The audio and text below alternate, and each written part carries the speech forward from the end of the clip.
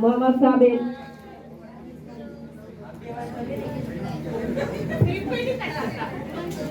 तो हमारी जो स्टोरी है वो लव के ऊपर है। आप देख सकते हैं, इधर मत देखना। पहले तो हम टीम नंबर 5 से आप देख सकते हैं हमने मेंशन कर रखा है टीम नंबर 5। ठीक है, इसमें क्या है कि बच्चा जो है पढ़ने की कोशिश कर रहा है। जैसे बेसिकली बच्चे पढ़ते नहीं है लेकिन बहुत सारे पढ़ते हैं। ये देखो, इसमें ट्राई कर रहा है ड्राइंग बनाने की। उसकी मम्मी ने देखा कि वो ड्राइंग नहीं बना पा रहा, तो तुरंत मम्मी उसे देख के उसके पास पहुंची तो फोटो ब्लैंक आई है। ठीक है, लेकिन अगर गौर से देखोगे तो दिख जाएगा कि मम्मी उसको गोद में लेके वो बनाने की उससे ट्राई करवा रही है कि आप ड्राइंग करो। ठीक है, जो कि हर माँ करती है कि बच्चा अगर किसी चीज में पीछे रहता है तो उसे आगे ले जाती है। ठीक है, फिर उसके बाद मम्मी ने उसे गोद में बिठाया, नाराज हो गया बच्चा कि मुझे खुद नहीं करने दे रही।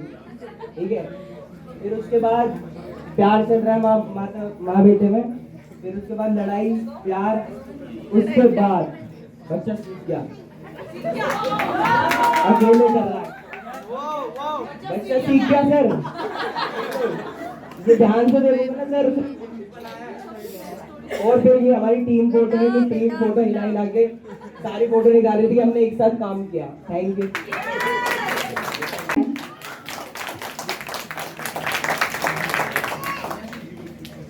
इसको BTS लेने दे भाई।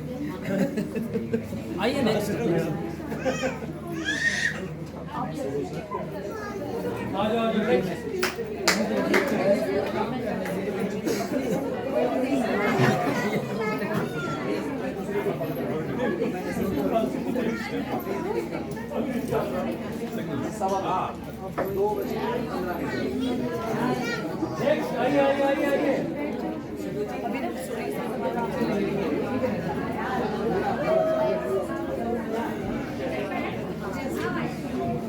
Final story.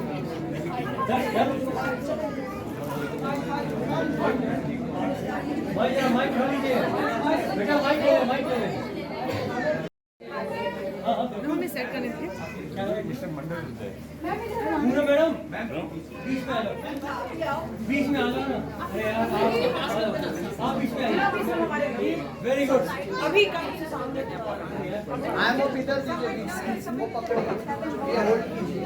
You got one picture already dotted.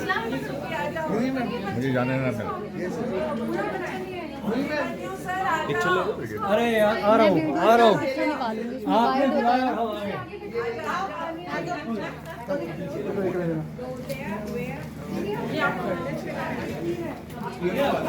हाँ थोड़ा टेढ़ आए बस। बेटा आप थोड़ा सा कर लो, ऊपर कर लो, ऊपर कर लो, ऊपर कर लो, ऊपर।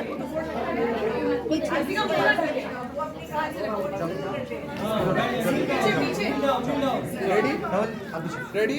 अरे हाँ, कैमरामैन को एक मिनट मैम हो गया। अच्छा सब लोग इधर देख लो भाई, मेरे कैमरे में एक बार इनको प्लीज। अपनी सांसें रोक लीजिए प्लीज पेट अंदर सांस खींच के और बोलेंगे पनीर। पनीर आवाज नहीं आती फोटो में। ओके हो गया। अभी इधर देखिए, आजकल इमली बोलना पड़ता है। इमली सितारा ऐसे लग रहा है जैसे किसी ने इसको थप्पड़ मार के बिठाया हो। लवली पिक्चर जा रहा है कैमरा।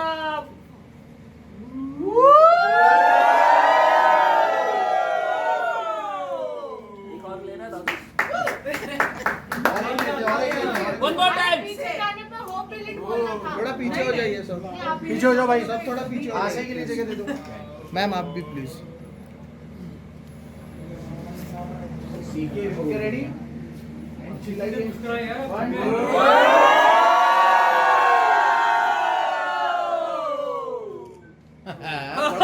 बड़ा सुर में था।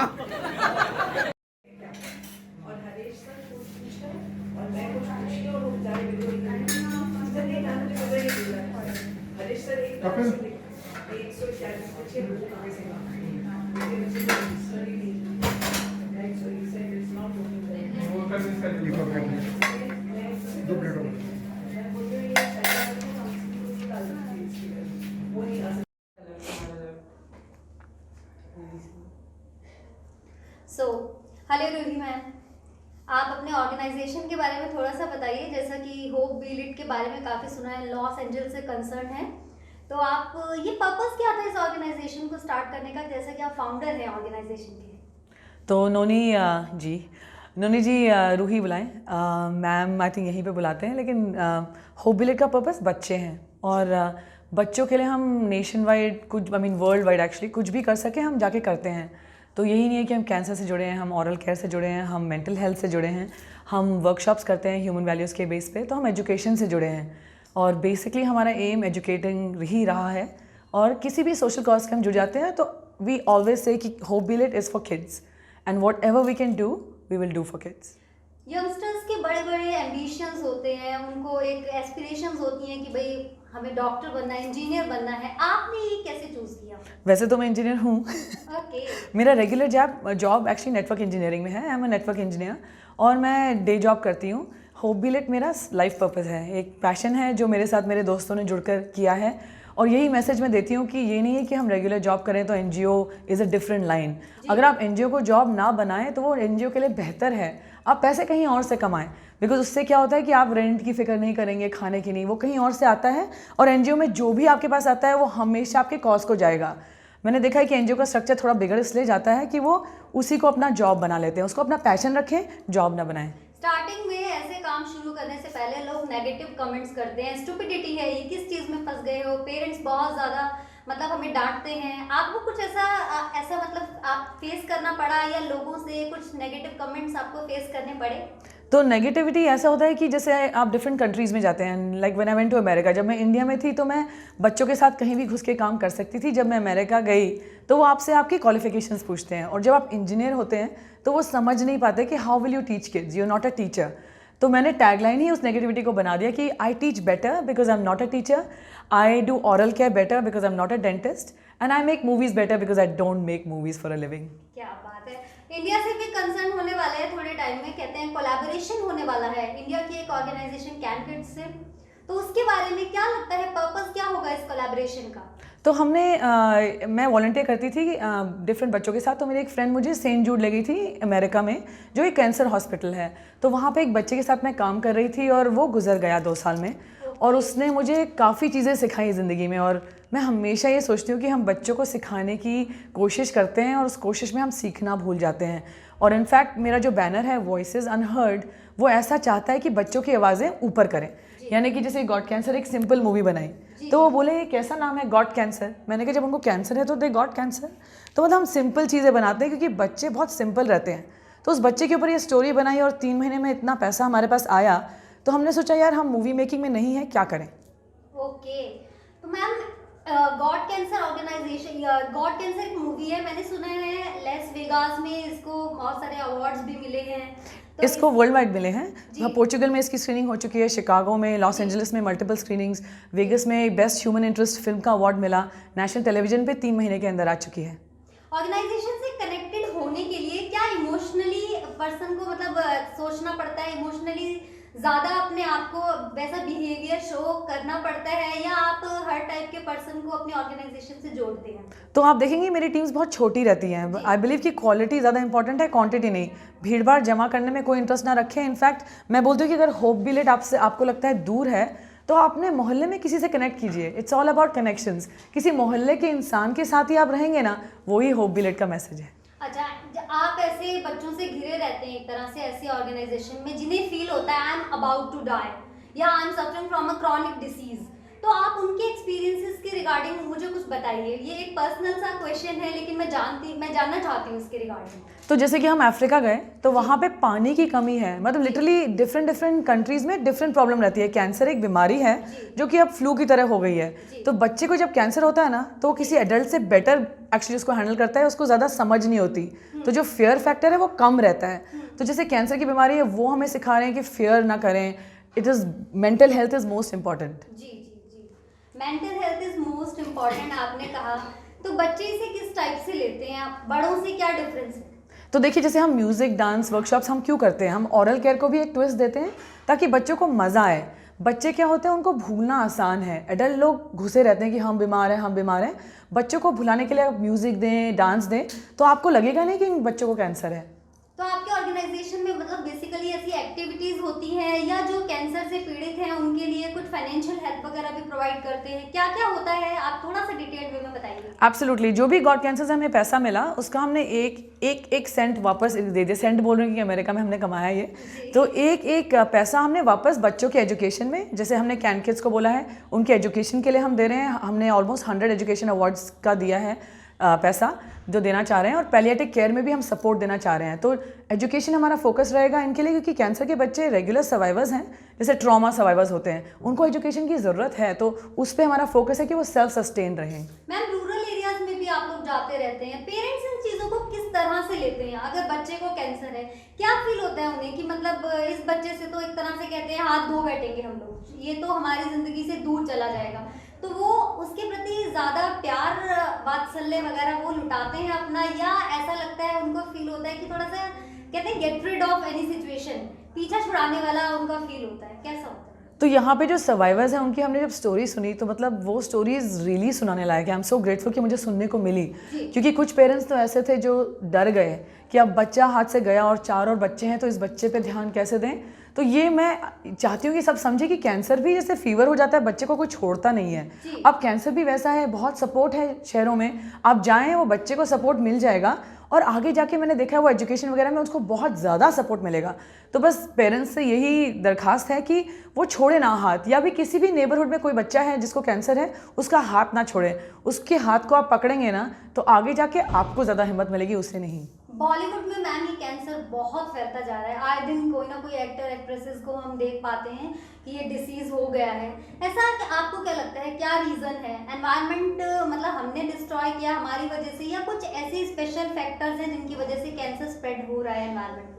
आप सोचें तो कैंसर क्यों स्प्रेड हो रहा है, ये इसके लिए साइंटिफिक रीज़न बहुत कम है हमारे पास। If you go into medical research there is very little evidence कि कैंसर क्यों हो रहा है और बढ़ क्यों रहा है। वो इसलिए हो रहा है क्योंकि हम लोगों ने जीना छोड़ दिया है। तो वो कह रहा है कि चलो इन्हें जल्दी मार देते हैं, तो मतलब जीना सीखें। If you have mental health, mental reason से ही स्ट्रेस, वरी, ये सबसे कैंसर हो रहा है। ऑफकोर्स खाने वाने की चीज़ों पे भी आप ध्यान दें, पर प्लीज़ अपने मेंटल हेल्थ को पॉजिटिव में रखें और पॉजिटिव मेंटेन करें, क्योंकि दुनिया में बहुत चीज़ें हैं, कैंसर एक चीज़ है जो कि मतलब हम लोग झेल सकते हैं अगर बस इकट्ठे रहें तो। मैम लॉस एंजल्स वाले जो पेशेंट्स हैं उनकी कंडीशन क्या इंडियन पेशेंट्स से कुछ अलग होती है, या आपको लगता है कि ऐसी डिसीज़ के बाद ऑलमोस्ट सेम होते हैं? तो फाइनेंशियली और मतलब हेल्थ केयर के तो मतलब डेफिनेटली आपको पता ही है कि बहुत डिफरेंट रहते हैं। मतलब जो हेल्थ केयर वहाँ मिलता है और बच्चों को सपोर्ट मिलता है वो बहुत ही अलग दायरे में है, और आई विश कि इंडिया में भी वो सपोर्ट रहे। बिकॉज इंडिया का जो सिस्टम है, जैसे हम कुछ हॉस्पिटल्स में गए जिनका मैं नाम नहीं ले सकती, लेकिन कुछ उनकी हाइजीन कंडीशंस वगैरह में बहुत फ़र्क है। मैं आई रियली प्लीड कि गवर्नमेंट देखे कि हाइजीन और हेल्थ की एक हाथ, you know that together they go hand in hand, तो to maintain at least hygiene standards, ताकि बच्चा दोबारा बीमार ना हो, वो एक बीमारी से आए उसको दूसरी बीमारी हो जाए, ये तो ना हो। आपकी लाइफ में कभी ऐसे कुछ पेशेंट्स आए जो आफ्टर कैंसर ठीक होकर वापस गए? बहुत सारे हमारी लाइफ में तो 3-4 दिन से इतने सारे आए बहुत सारे आए। इनफैक्ट मेरी बेस्ट फ्रेंड को कैंसर है अभी और वो आईसीयू में है, तो बहुत हार्ड है मेरे लिए कि वो वहाँ आईसीयू में बोलती कि मेरे मरने से पहले आ जा। लेकिन मैं यही याद करती कि उसने मुझे कितनी हिम्मत दी, और मतलब हर बार जब मैं उससे मिलने जाती थी तो मेरे जो रेगुलर फ्रेंड्स थे जिनको डिप्रेशन था, उनका ब्रेकअप है, ये सब छोटी बातों में हम उलझे रहते हैं, और वो मुझे सिखाती थी कि वो बस जाओ उसके पास, म्यूज़िक, पॉजिटिव चीज़ें बोलती थी, तो मुझे उसके पास जाने का ज़्यादा मन करता था। तो यही है कि कैंसर में जितना आप नॉर्मल बिहेवियर रखें ना अपने फ्रेंड के साथ जिसको कैंसर है, उतना आपके लिए भी अच्छा रहेगा, उनके लिए भी अच्छा रहेगा। मैम दोनों कंट्रीज़ के कोलैबोरेशन में बेनिफिट किसको ज़्यादा होने वाला है? बेनिफिट जो सर्व करता है ना उसको हमेशा जिसको वो सर्व कर रहा है उससे ज़्यादा होता है। तो जब आप सर्व करना शुरू करते हैं ना तो आपको पता चलेगा कि you really serve yourself, because हम लोग पैदा ही इसलिए होते हैं, बस फालतू कामों में घुस जाते हैं। लास्ट क्वेश्चन, कहा जाता है कि लोग बीमारी से नहीं बीमारी के डर से मर जाते हैं, मैम आप इस बात से कितना इत्तेफाक रखती हैं? 100%। बिकॉज वो जैसे हम बोल रहे थे कि कैंसर की बीमारी होती ही है कि हम लोग स्ट्रेस लेवल की लाइफ में जी रहे हैं, बच्चे को भी प्रेशराइज करते हैं, अब बच्चों में भी शुरू हो गया है क्योंकि वो स्ट्रेस से वो बच्चा पैदा हो रहा है, तो वो जिस कंडीशन में पैदा हो रहा है, माँ काम कर रही है, तो ये सब की वजह से ही हो रहा है। तो आई रियली फील कि एज अ कम्युनिटी जितना हम हैप्पी रहें, जितना हम लाइट रहें, मुझे पता है कि बहुत मुसीबतें आती हैं, मैंने भी झेली है, I was homeless for a bit, तो मतलब ये नहीं है कि सब कंफर्टेबल लाइफ से ही खुश रह सकते हैं, खुशी हमारे अंदर है, बाहर के एनवायरनमेंट का इस पर कोई असर नहीं। मतलब जो पेशेंट ज़्यादा खुश रहते हैं, अपने आप में इंडल्ज रहते हैं, तो उनके ठीक होने के चांसेस ज़्यादा होते हैं बजाय कि उनके जो मेडिसिन प्रॉपर टाइमली लेते हैं। कह मतलब सकते कि कैंसर ही नहीं, ज़िंदगी में ही हमारे चांसेस ज़्यादा रहेंगे अगर हम खुश रहें। ये नहीं है कि सिर्फ कैंसर पेशेंट ही खुश रहे, उनके चांसेस ज़्यादा हैं, लेकिन कोई भी हेल्थ कंडीशन हो, लाइफ की कंडीशन हो, उसमें आप खुश रहें और ये सब जो इतना वर्ल्ड हमारे ऊपर फेंकता है उसमें ना घुसे रहें, तो एकदम लाइफ सिंपल है और एकदम चल जाती है। मैम एक मैसेज दे दीजिए आप। देखो, अगर मैं रास्ते से उठ के भी ये कर सकती हूँ तो आप लोग जो घर बैठे हैं वो अपने कम्युनिटी में किसी का हाथ पकड़ ले, आप क्यों नहीं कर सकते हैं। ये एनजीओ जो है 5-6 लोगों की सोच है सिर्फ, और 5-6 अपने अपने काम में लगे हुए हैं और ये एक्स्ट्रा करते हैं हर साल। तो प्लीज़ कुछ भी अपनी कम्युनिटी के कर सके, हमारे साथ ना जुड़ सके लेकिन अपनी कम्युनिटी के साथ जुड़ जाएं, आपकी लाइफ बेटर होगी, सिर्फ उनकी नहीं। Thank you so much ma'am, अच्छा लगा आपसे बात करके। चाहे लगाना नहीं। सो गाइस, अब हमारे साथ हैं cofounder Can Kids organisation की। Hello ma'am. हाय, और उनके साथ उनकी डॉटर भी हैं। हाय, तो प्लीज अपना इंट्रोडक्शन दे दीजिए आप। I'm Sonal Sharma, as you said, co-founder of Can Kids Kids Can. जी। I'm Shubhangi and I'm aspiring to be a psychologist. Okay, nice. Ma'am आपके ऑर्गेनाइजेशन से कंसर्न आप क्या कहना चाहेंगी कि आपका एक तरह से रूही मैम से मिलना कैसे हुआ? So उससे पहले I would just go back to the organization and then join hands with Ruhi. So as you know, this organization has been founded by Poonam and me. Ji. So I've been working for the cause for last 19 years. Ji. Organization is 15-year-old and I've been working for 19 years. This girl, a young lady sitting next to me, is my inspiration. So she was 2.5-year-old when she had cancer. And she inspired me to do what I am doing. So at the most difficult time of my life, I could not find one mother to talk to hold hand and to say that journey is difficult but not impossible. So me and my husband, on the very last day when she was getting her last chemo injection, we decided that why not we become one and stay here in All India Institute of Medical Sciences and hold hand of each and every parent who's fighting with cancer. And there I met Poonam Bagai, who is a cancer survivor, dear friend, founder, mentor, guide to me, and the journey with childhood cancer started. So my first aim was to make sure that we have parents who have fought cancer with their own children and are ready to hold hand. वो तैयार हैं किसी ऐसे एक और parent का हाथ पकड़ के कहने के लिए कि इस मुश्किल घड़ी में मैं आपके साथ हूँ। तो आज मैं बहुत प्राइडली बोल सकती हूँ कि हमने पेरेंट सपोर्ट ग्रुप मेंबर्स, जहाँ मैंने एक से शुरू किया था, आज pan India we have more than 1000 parent support, 1500 parent support group members, and they are my heart of the organization because they are doing my signature programme याना you're not alone. And in this journey, they are making sure that they're holding hand of each and every parent whose child is fighting with cancer. Ma'am अपने बच्चे को जब ऐसी disease होती है तो उसमें पेरेंट्स ऐसी सिचुएशन में नेगेटिव होते हैं या पॉजिटिव होते हैं? Obviously, the first thing is your whole world comes down. You feel somebody has thrown a bomb on you. You feel this is the end of life. Because for a mother, I think what Poonam was also saying, continuing with that, for a mother, the most difficult thing in life is to see the child suffer. You can see your own self suffering, but you can't see your child suffer, you know. That's the most difficult bit in life. But that is where the challenge is, because I keep telling the parents, you have to take care of the child because everything is happening with the child. The child is going through medicine, the child is going through injection, the child is walking through the difficult journey. You just have to hold hand and say you're there. Poonam ma'am के साथ journey कैसी रही? As I told you, that Poonam is my friend, advisor, guide, philosopher, and she and I have built Can Kids, and we have taken this mission that no child will be turned out of hospital for want of treatment, care or financial help. So the parents and the children are the backbone of the organization, and this is what is the core program, Yana, the signature program.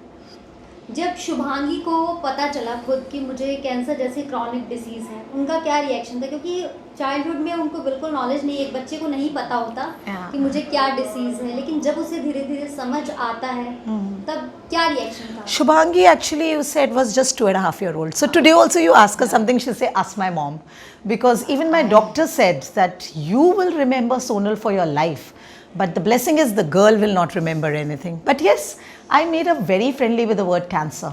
So she can, when she was in school, I think class 4 or 5, she got up in the class and said to her classmates and teachers that people do survive cancer and I am a cancer survivor. So she's not scared of the word. Can you say that? Ma'am आप बताइए. So basically, as I was very young to experience it myself, so I wasn't really aware. But gradually, as I came to know through the various things to everybody around my family, friends, and everybody, so it is. I have become so familiarized with it, and after that, coming to Can Kids, the word is no more of. It doesn't get much fear for me.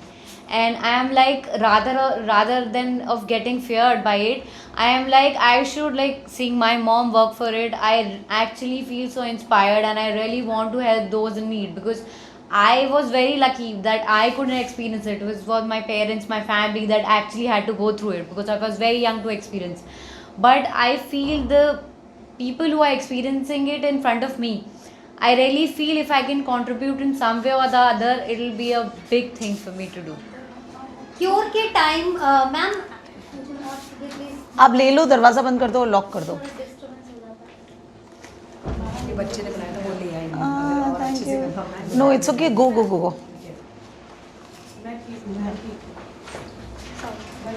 Close the door. Yeah.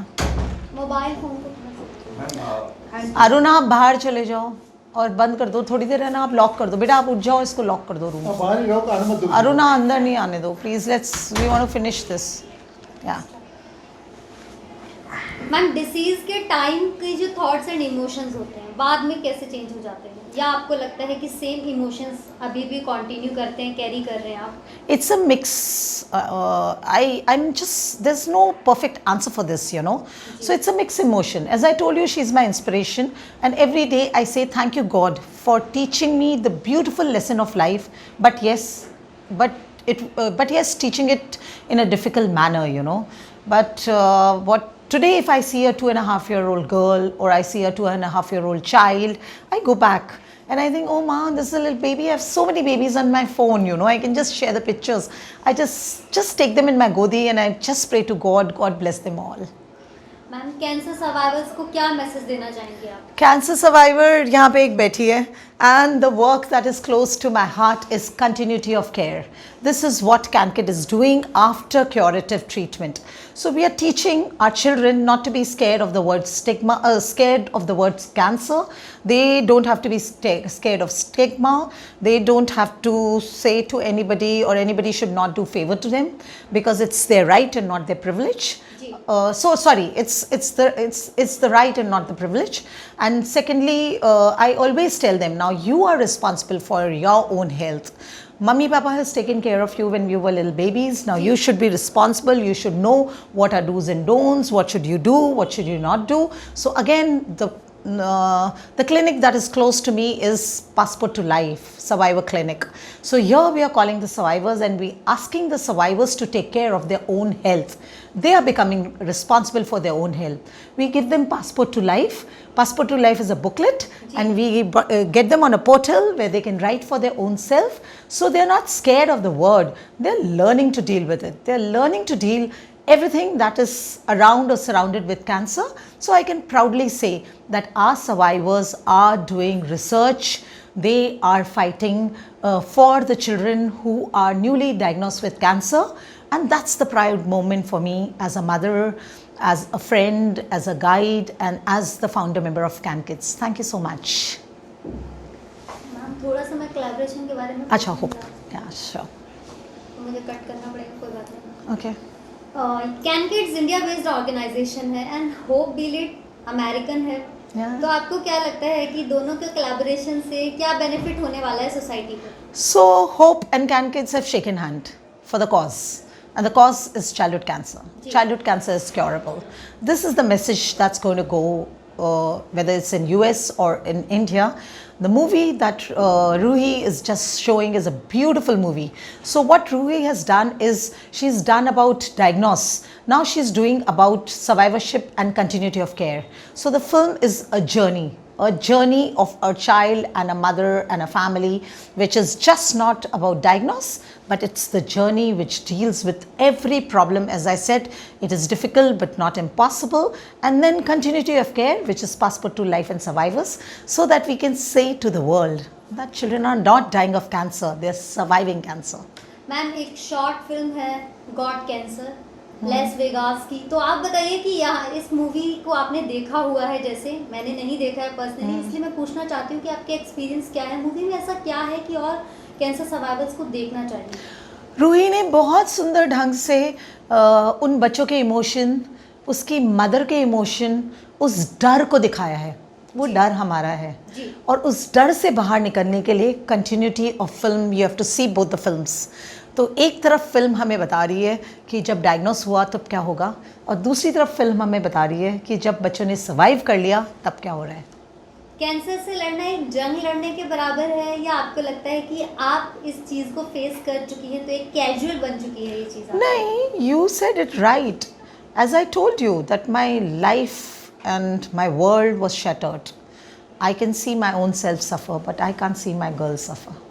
So it is a war. That's why we say that we have childhood cancer survivors, and the other message is that childhood cancer is curable.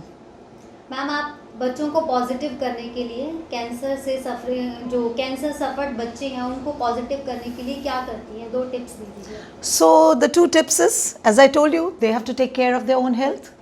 They have to fight the stigma in the society, and they themselves have to tell the world that we are the warriors and we have fought it, so we are going to live on our own terms. Thank you ma'am. Thank you. Thank you. दोस्तों आज आपकी मुलाकात करा रहे हैं Can Kids एक organisation की founder Poonam ma'am से। Hello ma'am. हाय, कैसे हैं आप? मैं बहुत बढ़िया, आप? बहुत अच्छे। और आपकी डॉल कैसी है? ये मेरी डॉल है, ये भी ठीक है आज, इसके बाल भी वापस आ गए। पर आपको मालूम है इसको कैंसर हुआ था, और जब इसको कैंसर हुआ था तो इसके बाल सब झड़ गए थे। जैसे कि जो बुरा फील हो रहा होगा। हाँ, जैसे कि बच्चे होते हैं जब उनको कैंसर होता है, उनको कीमोथेरेपी लगती है, उसकी वजह से उनके बाल झड़ जाते हैं। तो हमने अपनी डॉल का नाम ही टकली रख दिया, और हमने बच्चों को बोला कि कैंसर के बाद आपके बाल वापस आ जाएंगे। ऐसे तो इसको टकली कहकर लोग चिढ़ाते हैं, इससे बुरा नहीं लगता? नहीं, इसीलिए हमने बच्चों को ये बोला कि आप इसका एक अच्छा सा और नाम रख दो, क्योंकि हम स्टिग्मा पे काम करना ज़रूरी है। हमारे देश में लोग कई अजीब सी धारणाएं रखते हैं ना कैंसर को लेके। तो लोग सोचते हैं कि कैंसर मीन्स डेथ, लोग सोचते हैं तुम्हारी किसी वजह से हो गया, या ये सोचते हैं कि माँ बाप की किसी गलती की वजह से हो गया। तो स्टिग्मा को फाइट करना बहुत ज़रूरी है, और कभी कभी हमें लगता है कि स्टिग्मा को फाइट करने के लिए उस पर थोड़ा थोड़ा हंसना चाहिए, राइट? तो हमने बोला चलो नाम ही टकलू टकली रख लेते हैं अपनी गुड़िया की, ताकि फील नहीं होगा, नॉर्मली हम इसको सुनते रहेंगे। हाँ एग्जैक्टली। तो हमारे बच्चों को कोई प्रॉब्लम नहीं है, कोई उनको अब बोलता है कि अच्छा तुम टकलू हो गए तो बोले हाँ कोई बात नहीं, बाल वापस आ जाएंगे। मतलब ये कॉन्फिडेंस लेवल रेज करना ज़रूरी होता है, आपको लगता है, या आप मतलब कोई और पर्पस है?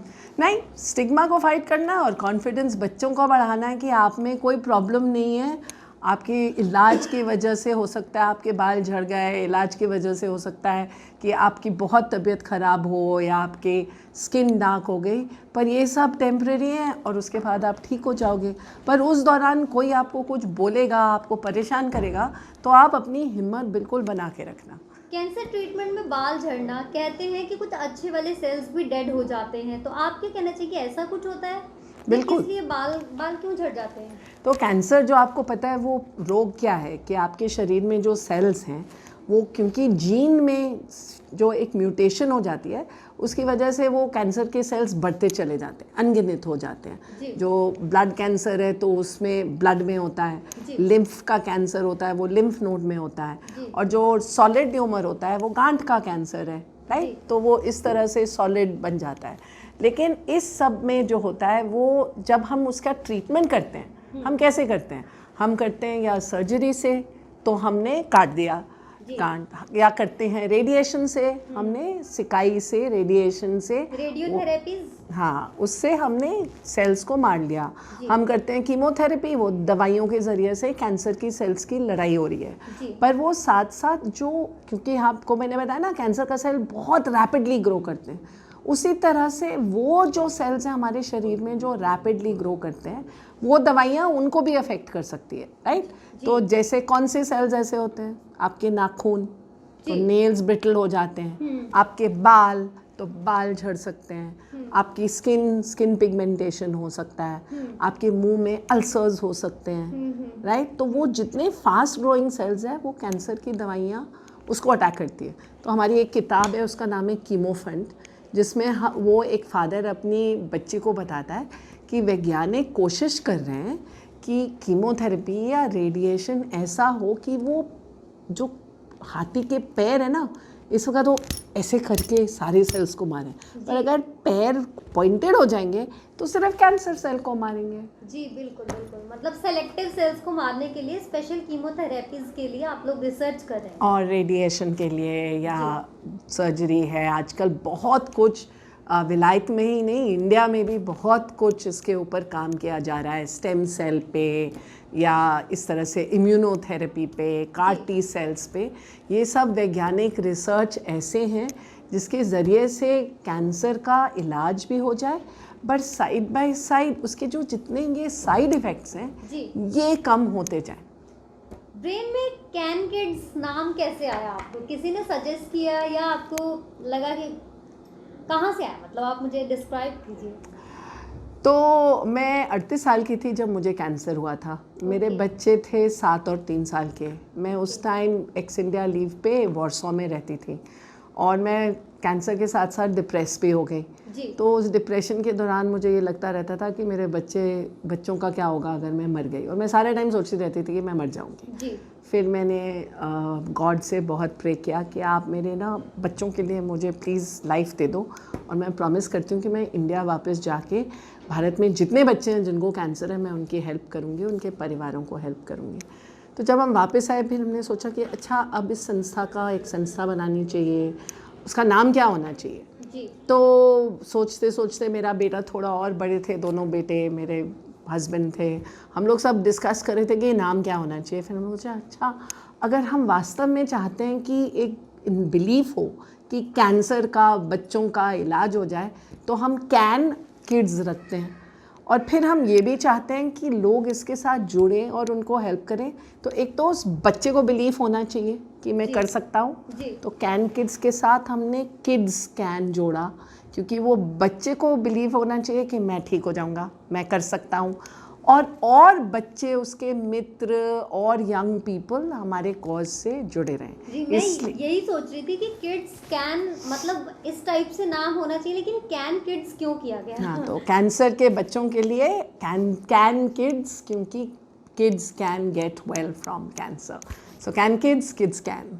मैम जब आप सफ़र कर रही थी इस डिसीज़ से, वो क्या लाइफ का लगता है वही बिटर फेज था, या ऐसा लगा कि उस फेज़ ने आपको बहुत कुछ सिखा दिया ज़िंदगी में? वास्तव में आई थिंक लाइफ में ना चेंजेस, कभी कभी ये ऐसा एक पॉइंट आता है जिससे आपको लिटरली समझ में आ जाता है कि आपकी ज़िंदगी में क्या होना चाहिए या आपकी ज़िंदगी का क्या मकसद है।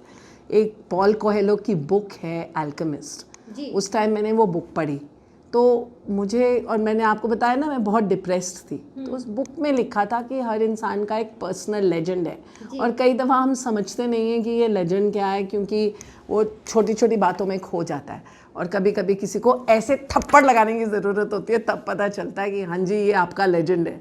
तो वो थप्पड़ था मेरा कैंसर, और मैंने वो प्रण किया था कि मैं वापस जाके इंडिया में काम करूँगी। मैं इंडिया जब आई तो मैंने दोनों चीज़ों पे काम करना शुरू किया, एक बच्चों के कैंसर पे और एक पैलिएटिव केयर पे, क्योंकि मैं रिमेंबर आई टोल्ड यू मैं सारा टाइम डरती रहती थी कि मैं मर जाऊँगी। सो पैलिएटिव केयर भी ज़रूरी है, और मैं पैलिएटिव केयर पे अलग से काम करती हूँ।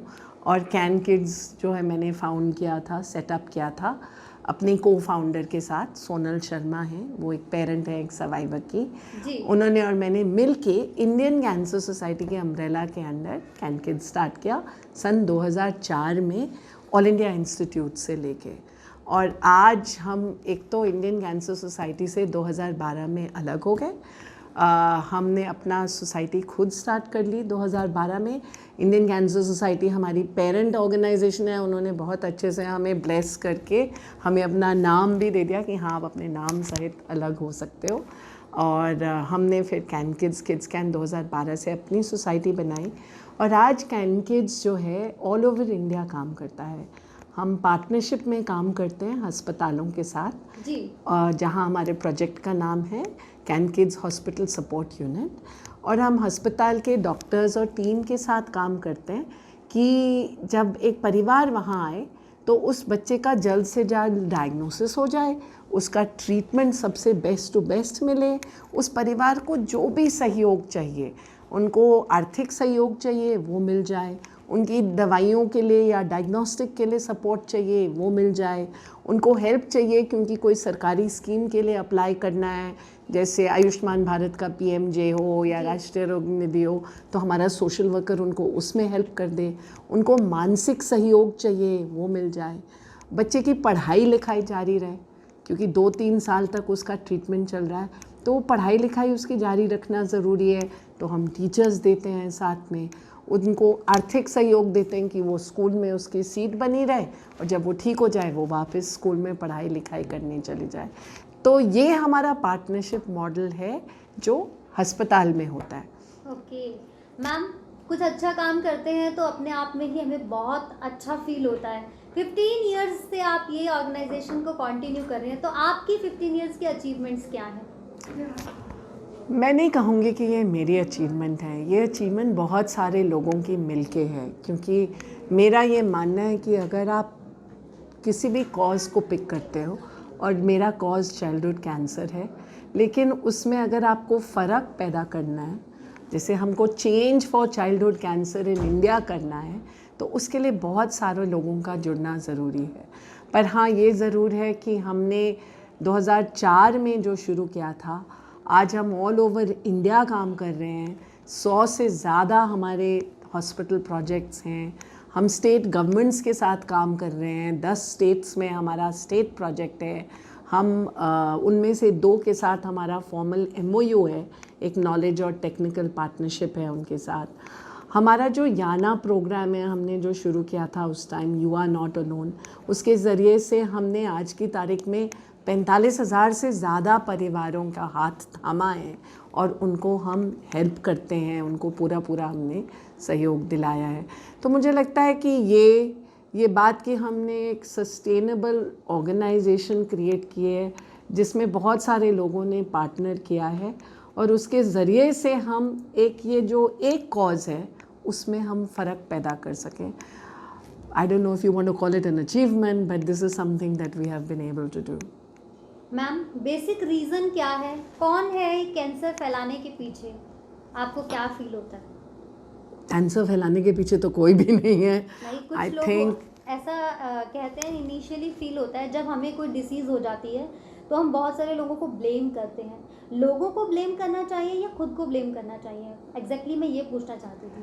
तो कैंसर तो किसी को भी ब्लेम कर ही नहीं सकते, क्योंकि कैंसर आपके म्यूटेशन ऑफ जीन्स की वजह से हुआ है जी। तो ना किसी की फॉल्ट है ना। क्या एनवायरमेंटल कॉजेज नहीं है? आपको नहीं लगता कि हम लोग ही कैंसर जैसी डिसीज, क्लोरोफ्लोरोकार्बन वगैरह?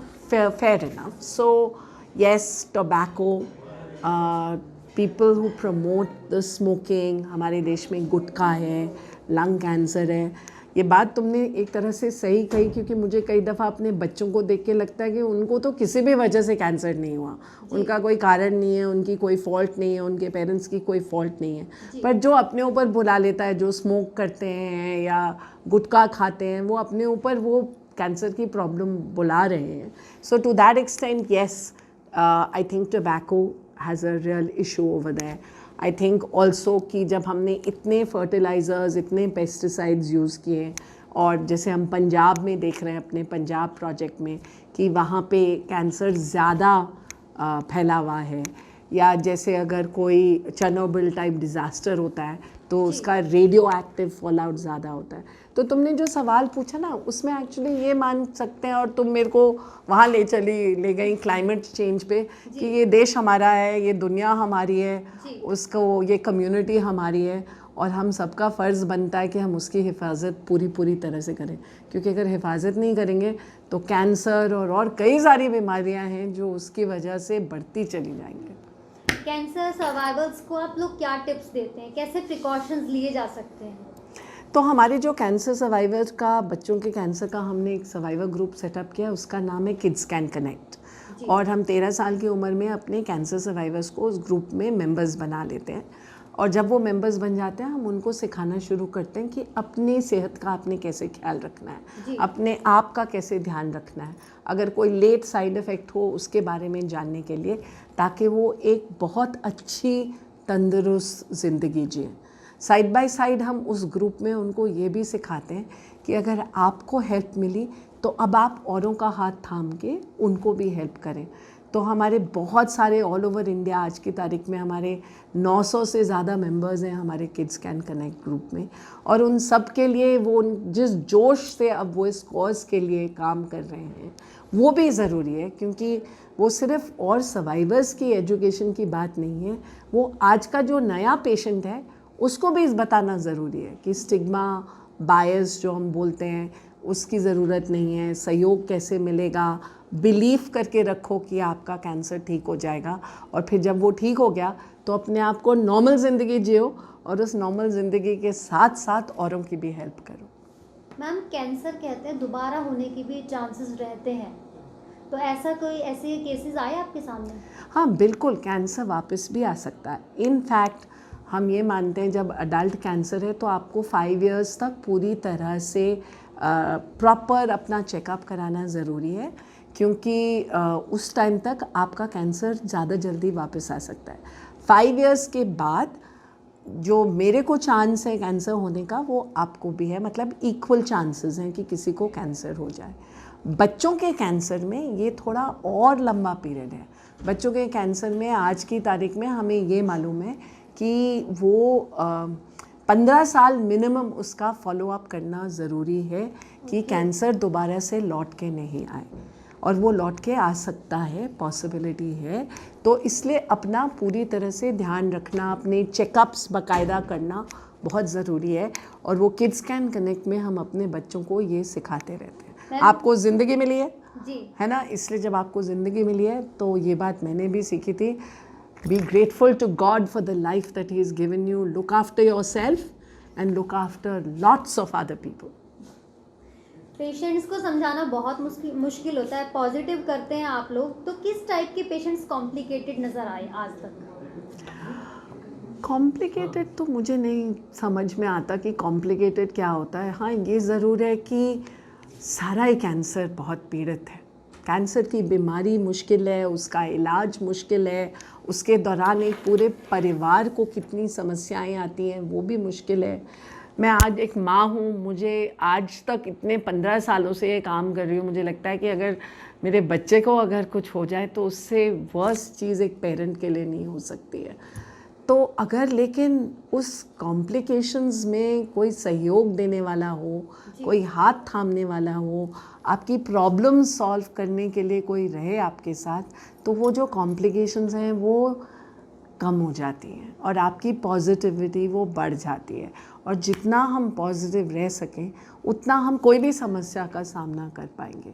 पर कैंसर और उसके इलाज में अगर लोग साथ नहीं जुड़ेंगे तो ये बहुत मुश्किल है लोगों के लिए, हर केस कॉम्प्लिकेटेड है। बहुत अच्छा लगा आपसे बात करके, बहुत नॉलेज भी मिली ma'am, thank you so much. Thank you. So guys, अब हम कैन किड्स के COO मिस्टर हर्ष कुमार से मीटिंग कर रहे हैं छोटा सा। तो हेलो सर। हेलो, बताइए अपने जॉब के रिगार्डिंग। मैं कैन किड्स में ऑपरेशंस देखता हूँ और फाइनेंस देखता हूँ।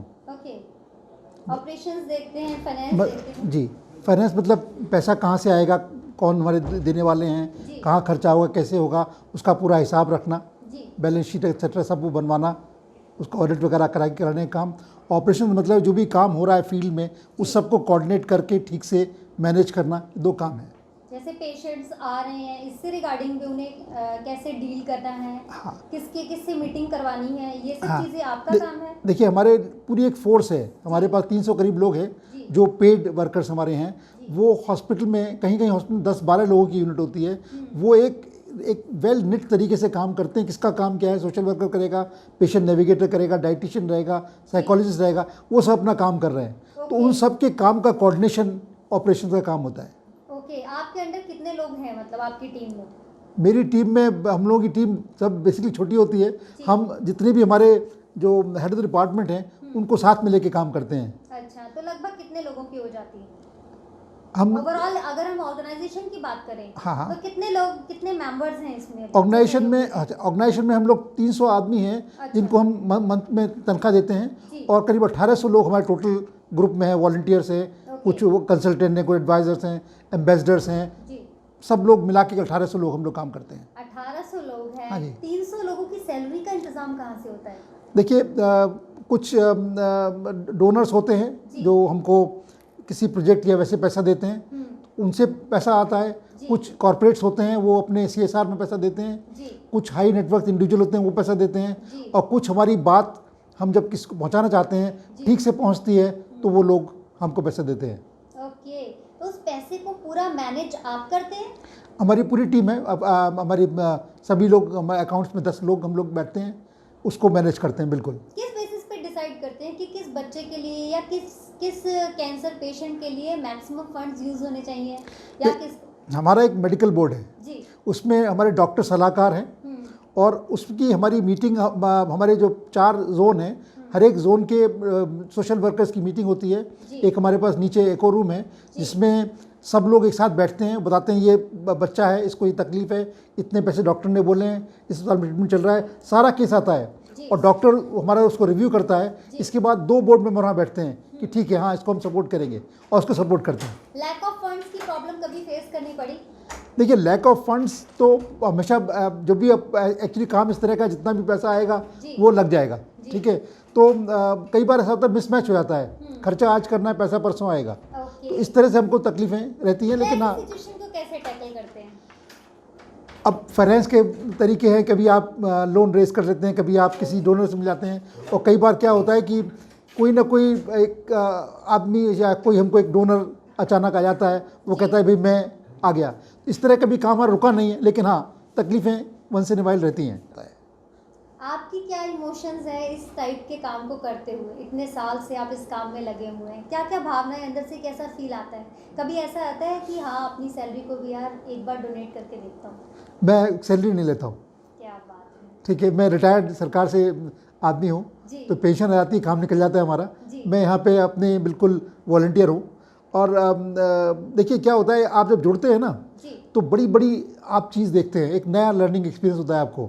मैं बताता हूँ आपको, भी हमारे यहाँ एक पैलिएटिव केयर में एक बच्ची आई थी, जामिया की थी, 11 साल की बच्ची, उसकी माँ नहीं थी, और उसने 4 बजे के करीब बोला कि मेरे को एक स्कूल का बस्ता चाहिए, क्योंकि अगर मेरे को इसको टीचर पूछी तो क्या जवाब दूंगी उसका मैं। वो कैंसर पेशेंट थी? बिल्कुल, वो लास्ट स्टेज की कैंसर पेशेंट थी।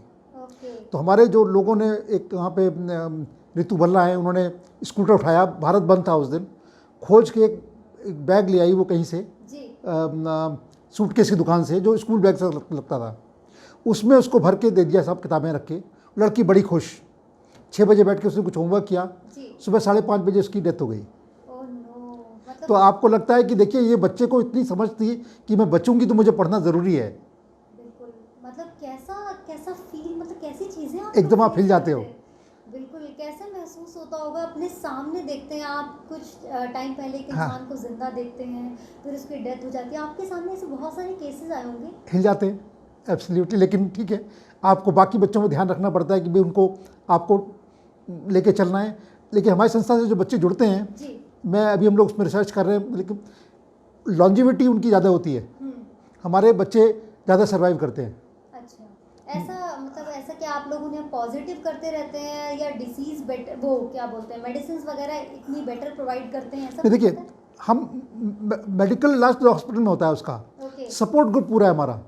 टाइमली सपोर्ट है, न्यूट्रिशन है, साइकोलॉजिकल सपोर्ट है, सोशल सपोर्ट है। फिर हमारा KCK का एक ग्रुप है, जो पुराने सर्वाइवर्स हैं वो उनसे बात करते हैं। पेरेंट्स का ग्रुप है, उनको पेरेंट्स को काउंसिल करता है वो। तो सबको साथ में लेके चलते हैं, यू आर नॉट एलोन, याना की फैल उससे, तो उससे एक मनोबल सबका बढ़ता है। और चूंकि हम बेस्ट ट्रीटमेंट दिला रहे हैं, हमारा सबसे टाई अप है, तो बच्चा को राइट ट्रीटमेंट मिलता है, राइट एडवाइस मिलती है, और वो मेरा मानना है, मतलब मेरा देखना ये है कि हमको बच्चे ज़्यादा ठीक होते हैं।